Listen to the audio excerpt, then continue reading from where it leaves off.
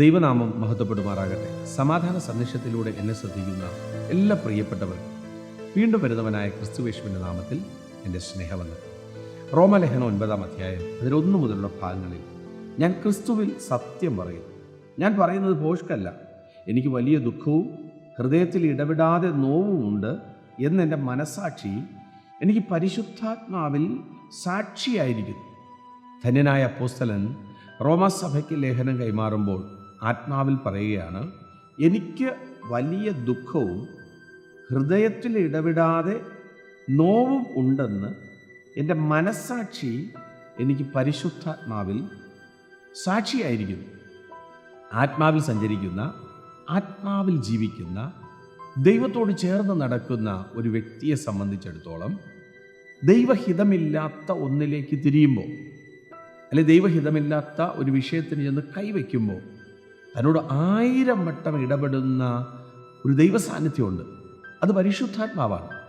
ഇവിടെ അപ്പോസ്തലൻ്റെ ജീവിതത്തിനകത്ത് ചില വിഷയങ്ങളായിട്ട് തനിക്കുണ്ടാകുന്ന ഭാരം, തനിക്കുണ്ടാകുന്ന പ്രയാസം, അത് പരിശുദ്ധാത്മാവിൽ തിരിച്ചറിയുന്നു. മനസാക്ഷി ആത്മാവിൽ സാക്ഷിയായിരിക്കുന്നു. ഇങ്ങനെയൊക്കെ ദൈവത്തിൻ്റെ ദാസൻ ഇങ്ങനെയൊക്കെ ഇടപെടുമ്പോൾ ഒരു കാര്യം അവിടെ പരിശുദ്ധാത്മ പറയുന്നത്, ക്രിസ്തുവിൽ ജീവിക്കുന്ന ഒരു വ്യക്തിയെ സംബന്ധിച്ചിടത്തോളം തനിക്ക് ഭോഷ്ക് പറയാൻ പറ്റത്തില്ല, താൻ സത്യം പറയുകയാണ്. എൻ്റെ ജീവിതത്തിനകത്ത് പ്രയാസമൊക്കെ ഉണ്ട്. ആ പ്രയാസം എന്ന് പറയുന്നത് ആത്മാവിലാണ്. എന്നെ കേൾക്കുന്ന പ്രിയരെ, നമ്മൾ ഈ ലോകത്ത് ജീവിക്കുമ്പോൾ നമ്മുടെ മുമ്പിൽ ഒത്തിരി പ്രതിസന്ധികളും പ്രശ്നങ്ങളും ഒക്കെ കടന്നു വരാറുണ്ട്. എന്നാൽ ഇതിനെയൊക്കെ നമുക്ക് 2 നിലയിൽ ഫേസ് ചെയ്യാം. ഒന്ന്, ജഡപ്രകാരം നമുക്ക് ഫേസ് ചെയ്യാം. ചില വിഷയങ്ങളെ ഒരു പ്രശ്നമില്ലാത്ത നിലയിൽ നമുക്കതിനെ ഹാൻഡിൽ ചെയ്യാം. എന്നാൽ ആത്മാവിൽ ജനിച്ച് ആത്മാവിൽ ജീവിക്കുന്ന, ദൈവത്തോട് ചേർന്ന് നടക്കുന്ന ഒരു ദൈവ പൈതലിനെ സംബന്ധിച്ചിടത്തോളം തനിക്കത് അങ്ങനെ ഹാൻഡിൽ ചെയ്യാൻ പറ്റത്തില്ല. താൻ പരിശുദ്ധാത്മാവിൽ നടക്കുന്ന ഒരു വ്യക്തിയാണ്.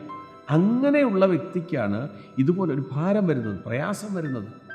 ജീവിതത്തിനകത്ത് പ്രിയരെ, നമ്മൾ നടക്കുന്ന ഓരോ വഴികളിലും പരിശുദ്ധാത്മാവ് നമുക്ക് തുണ നിൽക്കാൻ, നമ്മൾ ചെയ്യുന്ന പ്രവൃത്തിക്കകത്ത് ആത്മാവ് ദുഃഖിക്കാതിരിക്കാൻ ദൈവം നമുക്ക് തന്നിരിക്കുന്ന, ദാനമായി തന്നിരിക്കുന്ന, എപ്പോഴും കൂടെ ഇരിക്കുന്ന ആ ആത്മാവിൽ തന്നെ സഞ്ചരിച്ച് നമ്മെ ദൈവത്തിന് പ്രസാദമുള്ള ഒരു യാഗമാക്കി സമർപ്പിച്ച് ദൈവ ഇഷ്ടം ചെയ്ത് വാഗ്ദത്തത്തിലേക്ക് പ്രവേശിപ്പാൻ നമ്മുടെ ജീവിതത്തിനകത്ത് ഓരോ സാഹചര്യങ്ങൾക്കകത്തും ദൈവ ഇഷ്ടം ചെയ്ത്, പരിശുദ്ധാത്മാവിൽ നടക്കുന്ന ഓരോ വ്യക്തികളും ദൈവ ഇഷ്ടം ചെയ്ത് വാഗ്ദത്തത്തിലേക്ക് പ്രവേശിക്കാൻ, ലോകത്തിലുള്ളതല്ല, ഭൂമിയിലുള്ളതല്ല, ഉയരത്തിലുള്ളത് കാണാൻ ആത്മാവിലൂടെ സംസാരിക്കുന്നത് പോലെ പോഷ്കല്ല, സത്യസന്ധമായിട്ട് നമ്മൾ ഇടപെടുന്ന ചില മേഖലകളുണ്ടല്ലോ, അവിടെയൊക്കെ വിശ്വസ്തയോടെ നിന്ന് ദൈവം ഏൽപ്പിച്ചത് ചെയ്ത് അവസാനം വരെ ജയിപ്പാൻ ദൈവം കൃപ ചെയ്യട്ടെ.